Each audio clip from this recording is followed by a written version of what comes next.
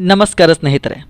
ಈ ಭೌತಿಕ ಜಗತ್ತಿನಲ್ಲಿ ನಾವು ಪ್ರತಿದಿನವೂ ಏನೇನೋ ಪ್ರಾರಂಭ ಮಾಡ್ತೇವೆ. ಹೊಸ ಕಾರ್ಯ, ಹೊಸ ಯೋಜನೆ ಹಾಗೂ ಹೊಸ ಪಯಣ, ಹೊಸ ಹಾದಿಯನ್ನು ನಾವು ಪ್ರಾರಂಭ ಮಾಡಿದಾಗ ಅದು ಯಶಸ್ವಿಯಾಗಿ ಸಾಗಬೇಕಾದರೆ ಪ್ರತಿ ಶುಭ ಕಾರ್ಯಕ್ಕೂ ಮೊದಲು ನಾವು ಯಾರನ್ನು ನೆನೆಸ್ತೇವೆ ಅಂತ ಬಂದಾಗ ಗಣಪತಿಯನ್ನು ನಾವು ನೆನೆಸ್ತೇವೆ. ಓಂ ಶ್ರೀ ಗಣೇಶಾಯ ನಮಃ ಅಂತ ಹೇಳಿ ಪ್ರಾರಂಭ ಮಾಡ್ತೇವೆ. ಜ್ಞಾನ, ಬುದ್ಧಿ ಹಾಗೂ ಸಫಲತೆ ಮತ್ತು ಶಾಂತಿಯ ದಾಯಕನಾದ ಗಣೇಶನು ನಾವು ಆರಾಧಿಸುತ್ತೇವೆ. ಆದರೆ ಗಣೇಶನ ಹುಟ್ಟಿನ ಹಿಂದಿನ ಗುಟ್ಟೇನು? ಆತನ ಮುಖ ಆನೆಯಂತಾಗಲು ಕಾರಣವೇನು? ಹಾಗೂ ಅವನನ್ನು ಮೊಟ್ಟಮೊದಲು ಪೂಜಿಸಬೇಕಾದ ಕಾರಣವೇನು? ಇವೆಲ್ಲ ಪ್ರಶ್ನೆಗಳಿಗೆ ಈ ಒಂದು ವಿಡಿಯೋದಲ್ಲಿ ನಾನು ನಿಮಗೆ ಉತ್ತರವನ್ನು ನೀಡೋದಕ್ಕೆ ಪ್ರಯತ್ನವನ್ನು ಮಾಡ್ತೇನೆ. ಹಾಗಿದ್ದರೆ ತಡ ಮಾಡೋದು ಬೇಡ. ನೀವಿನ್ನೂ ನನ್ನ ಚಾನಲ್ಗೆ ಸಬ್ಸ್ಕ್ರೈಬ್ ಆಗದಿದ್ದರೆ ಸಬ್ಸ್ಕ್ರೈಬನ್ನು ಆಗಿ. ಹೆಚ್ಚಿನ ವಿಡಿಯೋಗಳಿಗಾಗಿ ನನ್ನ ಚಾನಲನ್ನು ನೀವು ಶೇರ್ ಮಾಡಿ, ಲೈಕ್ ಮಾಡಿ ಹಾಗೂ ಸಬ್ಸ್ಕ್ರೈಬನ್ನು ಮಾಡಿ. ಇಂದು ನಾವು ಕೇಳಲಿರುವುದು ಎಲ್ಲರಿಗೂ ಅಪಾರ ಪ್ರೀತಿ ಹಾಗೂ ನಂಬಿಕೆ ಹೊಂದಿರುವಂತಹ ದೇವರು ವಿಘ್ನ ವಿನಾಯಕ ಗಜಮುಖ ಶ್ರೀ ಗಣೇಶನ ಬಗ್ಗೆ. ಹೀಗೆ ಒಂದಿನ ಪಾರ್ವತಿ ದೇವಿ ಸ್ನಾನ ಮಾಡಲು ಹೊರಟಾಗ ತಾವು ಹೊತ್ತಿದ ಸ್ಥಾನದ ಮಣ್ಣಿನಿಂದ ಒಂದು ಬಾಲಕನನ್ನು ರಚನೆಯನ್ನು ಮಾಡ್ತಾಳೆ. ಆತನಿಗೆ ಪ್ರಾಣವನ್ನು ನೀಡ್ತಾಳೆ. ಅವನಿಗೆ ಒಂದು ಕೆಲಸವನ್ನು ನೀಡಿ ಸೂಚನೆಯನ್ನು ನೀಡ್ತಾಳೆ. ನಾನು ಸ್ನಾನ ಮಾಡುತ್ತಿರುವಾಗ ಯಾರನ್ನು ನೀನು ಒಳಗೆ ಬಿಡಬೇಡ ಅಂತ ಗಣೇಶನಿಗೆ, ಆ ಬಾಲಕನಿಗೆ ಹೇಳ್ತಾಳೆ. ಈ ವೇಳೆ ಶಿವನು ಮನೆಯೊಳಗೆ ಹೋಗಲು ಬಂದಾಗ ಬಾಲಕನು ತಡೀತಾನೆ, ನಿಲ್ಲಿಸ್ತಾನೆ. ನನ್ನ ತಾಯಿ ಪಾರ್ವತಿ ದೇವಿ ಸ್ನಾನ ಮಾಡಲು ಹೋಗಿದ್ದಾಳೆ, ನಿಮ್ಮನ್ನು ಒಳಗಡೆ ಬಿಡೋದಿಲ್ಲ ಅಂತ ಹೇಳ್ತಾನೆ ಗಣೇಶ. ಆಗ ಕೋಪಗೊಂಡ ಶಿವನು ತಾನು ಯಾರು ಎಂದು ತಿಳಿಯದ ಈ ಬಾಲಕ ನನಗೇ ಒಳಗೆ ಬಿಡುತ್ತಿಲ್ಲ ಅಂತ ಅಂದ್ಕೊಂಡು ಕೋಪಗೊಂಡು ಬಾಲಕನ ತಲೆಯನ್ನು ತನ್ನ ಆಯುಧದಿಂದ ತೆಗೆದು ಬಿಡ್ತಾನೆ. ಇತ್ತ ಪಾರ್ವತಿ ದೇವಿ ಇದನ್ನು ನೋಡಿ ಭೂಮಿಯನ್ನೇ ಕಂಪಿಸುವಷ್ಟು ರೋಷಗೊಳ್ಳುತ್ತಾಳೆ. ಶಿವನು ತನ್ನ ತಪ್ಪು ಗೊತ್ತಾಗಿ ತನ್ನ ಗಣಗಳನ್ನು ಕಳಿಸಿ ಮೊದಲಾಗಿ ಸಿಕ್ಕ ಜೀವಿಯ ತಲೆ ತಂದು ಈ ಬಾಲಕನಿಗೆ ಅಳವಡಿಸಬೇಕು ಅಂತ ಆದೇಶವನ್ನು ಶಿವನು ತನ್ನ ಗಣಗಳಿಗೆ ನೀಡ್ತಾನೆ. ಆಗ ಗಣಗಳು ಕಾಡಿನಲ್ಲಿ ಸಿಕ್ಕಿದ್ದ ಒಂದು ಆನೆಯ ತಲೆಯನ್ನು ತಂದು ಜೋಡಿಸ್ತಾರೆ. ಬಾಲಕ ಪುನರ್ಜೀವನ ಪಡೆದು ಇಡೀ ಲೋಕಕ್ಕೆ ಗೊತ್ತಾದಂತೆ ಗಜಾನನ ಅಂತ ಹೆಸರನ್ನು ಪಡಿತಾನೆ. ಹಾಗೂ ಬ್ರಹ್ಮ, ವಿಷ್ಣು, ಶಿವನು ಸೇರಿ ಗಣೇಶನಿಗೆ ಜೀವವನ್ನು ನೀಡಿ ಇಂದಿನಿಂದ ನೀನು ಎಲ್ಲ ದೇವತೆಗಳ ಪೂಜೆಗೆ ಮೊದಲ ಸ್ಥಾನವನ್ನು ಪಡಿತೀಯ, ನಿನ್ನ ಪೂಜೆಯ ನಂತರ ಎಲ್ಲ ದೇವತೆಗಳ ಪೂಜೆ ಆಗುತ್ತೆ ಅಂತ ಹೇಳ್ತಾರೆ. ಇನ್ನು ಗಣೇಶನ ಬಗ್ಗೆ ಕೆಲವೊಂದು ಮಾಹಿತಿ ಹೇಳೋದಾದರೆ, ಮಹಾಭಾರತವನ್ನು ಗಣೇಶನು ಬರೀತಾನೆ.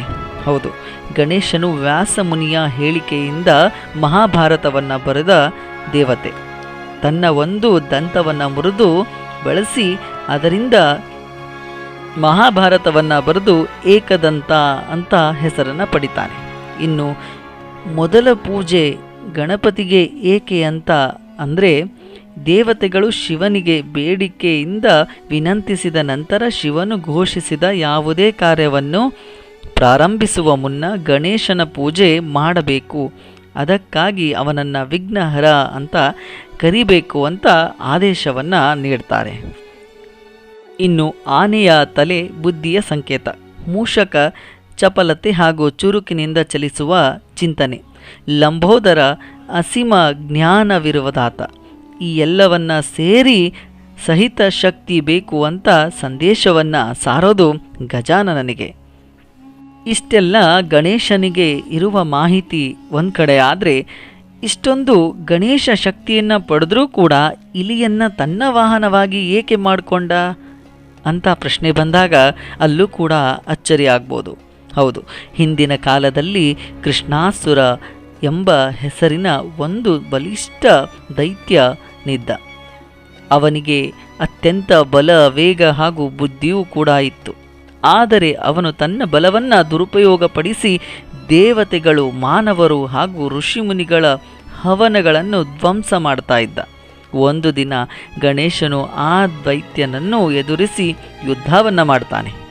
ಆದರೆ ಆ ದೈತ್ಯನು ತನ್ನ ಮಾಯೆಯಿಂದ ಅತಿ ವೇಗದ ರೂಪದಲ್ಲಿ ಎಲ್ಲೆಡೆ ಓಡಾಡ್ತಾ ಇದ್ದ, ಸಂಚಾರವನ್ನು ಮಾಡ್ತಾ ಇದ್ದ. ಆಗ ಗಣೇಶನು ತನ್ನ ಸಂಕೇತ ಶಕ್ತಿಯಿಂದ ಆ ದೈತ್ಯನನ್ನು ಒಮ್ಮೆಲೆ ಒಂದು ಸಣ್ಣ ಇಲಿಯ ರೂಪಕ್ಕೆ ಬದಲಾವಣೆಯಾಗಿ ಮಾಡ್ತಾನೆ. ಆಗ ಅವನನ್ನು ಅಹಂಕಾರದಿಂದ ನಾಶ ಮಾಡ್ತಾನೆ. ಗಣೇಶನ ಶಾಪದಿಂದ ದೈತ್ಯನು ಮೂಷಕನ ಅಂದರೆ ಇಲಿಯ ರೂಪವನ್ನು ತಾಳ್ತಾನೆ. ಗಣೇಶನಿಗೆ ಶರಣಾಗ್ತಾನೆ. ಗಣೇಶನು ಅವನನ್ನು ಕ್ಷಮಿಸಿ ತನ್ನ ವಾಹನವಾಗಿ ಮಾಡಿಕೊಳ್ತಾನೆ. ಇನ್ನು ದಾರ್ಶನಿಕ ಅರ್ಥವೂ ಕೂಡ ಇಲಿಗೆ ಇದೆ. ಸಂಯಮವಿಲ್ಲದ ಮನಸ್ಸಿನ ಸಂಕೇತ ಇಲಿ, ಅಂದರೆ ಚಂಚಲವಾದ ಮನಸ್ಸು ಎಲ್ಲೆಲ್ಲೂ ಕೂಡ ಹೋಗುತ್ತೆ. ಕೊನೆಯಿಲ್ಲದ ಆಸೆಗಳನ್ನು ಅದನ್ನು ಈಡೇರಿಸಿಕೊಳ್ಳುತ್ತೆ. ಗಣೇಶನು ಬುದ್ಧಿಯ ದೇವರು, ಅದೇ ಮನಸ್ಸನ್ನು ನಿಯಂತ್ರಣಕ್ಕೆ ತಂದವನು ಅಂತ ಅರ್ಥ ಕೊಡುತ್ತೆ. ಅದೇನೇ ಆಗಿರಲಿ ಸ್ನೇಹಿತರೆ, ಪ್ರತಿ ಹಂತದಲ್ಲೂ ನಾವು ಗಣೇಶನನ್ನು ಹಾಗೂ ಗಣೇಶನ ಪೂಜೆಯನ್ನು ಖಂಡಿತವಾಗಲೂ ನೆನಪಿಸ್ಕೊಳ್ತೇವೆ. ಹಾಗೂ ನೀವು ಗಣೇಶ ಚತುರ್ಥಿಯ ಸಮಯದಲ್ಲಿ ನೋಡಿರಬಹುದು, ಎಲ್ಲ ನಗರಗಳಲ್ಲೂ ಎಲ್ಲ ಮನೆಗಳಲ್ಲೂ ಹಾಗೂ ಎಲ್ಲ ಗಲ್ಲಿಗಳಲ್ಲೂ ಕೂಡ ಗಣೇಶನ ಚತುರ್ಥಿ ಸಂತೋಷದಿಂದ ಅಷ್ಟೇ ಉತ್ಸುಕತೆಯಿಂದ ತುಂಬಿರುತ್ತೆ. ಹಾಗೂ ಗಣೇಶನು ಭಾರತೀಯ ಸಂಸ್ಕೃತಿಯ ಒಂದು ಅವಿಭಾಜ್ಯ ಅಂಗ. ಜ್ಞಾನ, ಬುದ್ಧಿ ಹಾಗೂ ಸಮಾಧಾನ ಮತ್ತು ಶಕ್ತಿಯ ಪ್ರತೀಕವಾಗಿ ಪೂಜಿಸಲ್ಪಡುವ ಈ ದೇವರು ಜೀವನದ ಎಲ್ಲ ಕ್ಷೇತ್ರಗಳಲ್ಲಿ ಯಶಸ್ವಿಯನ್ನು ತರ್ತಾನೆ ಅಂತ ನಂಬಿಕೆ ಕೂಡ ಇದೆ.